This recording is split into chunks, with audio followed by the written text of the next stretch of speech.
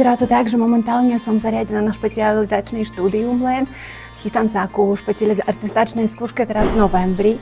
Od začiatku bola som na Slovensku zariadená ako internistka, ale potom som sa rozhodla, že potom pôjdem podľa toho srdca. Pretože pôvodne som vyštudovaná na Ukrajine ako všeobecná, aj pracovala som 2 roky tam. Ale bohužiaľ tu, vzhľadom na tie aktuálne stavy, nevieme potvrdiť tú špecializáciu kvôli tomu veľkému rozdielu v programe. Preto vo väčšine prípadov všetci lekári ukrajinskí začínajú ako sekundári na internom oddelení.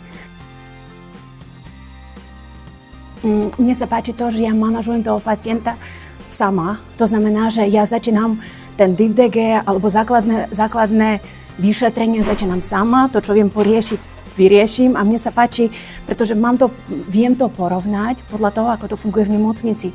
Mne sa tam nepáčilo, že po prepustení pacienta už jeho nesledujem, už jeho nevidím.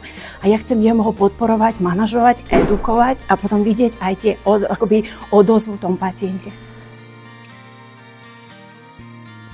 Vyzerá to tak, že z pôvodu súkromného života od začiatku tá medicína bola pre mňa výzva, pretože pochádzam z Ukrajiny, pochádzam z veľkej rodiny, to znamená z rodiny, kde je 9 detí. Vyzerá to tak, že vyštudovať medicínu na Ukrajine je to náročné v prípade, keď nie si finančne zabezpečená.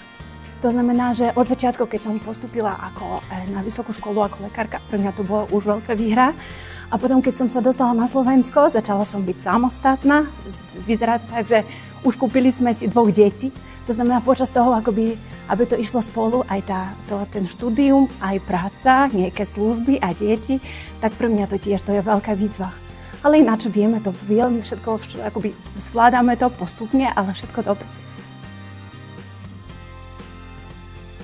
Vyzerá to tak, že odkedy som si zmenila tú špecializáciu na všeobecné lekárstvo, mi sa strašne páči, že pre všeobecných lekárov existuje strašne veľa podujatí.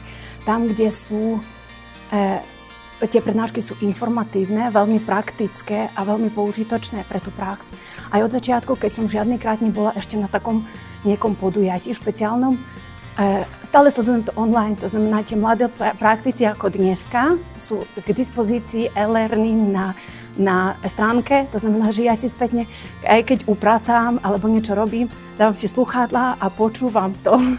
Vyzerá to tak, že najmä toto podujatie je veľmi, prvýkrát som tam, kde je veľa mladých a ktoré majú spoločné myšlienky. A vyzerá to tak, strašne sa mi to páči, pretože každá prednáška bola zaujímavá, bola prakticky aj použitá veľmi. A vyzerá to tak, že najmä to je použitočné aj pre praktikujúcich lekárov, aj pre lekárov, ktoré ešte niekde cirkulujú, alebo aspoň vedia sa zamerať, z čoho musia začať, alebo na čo dať pozor, aké sú prípady a vedia, kde musia ešte to doučiť, doštudovať, alebo kde nejak si zmeniť ten manažment toho svojho pacienta aktuálne v praxi. No.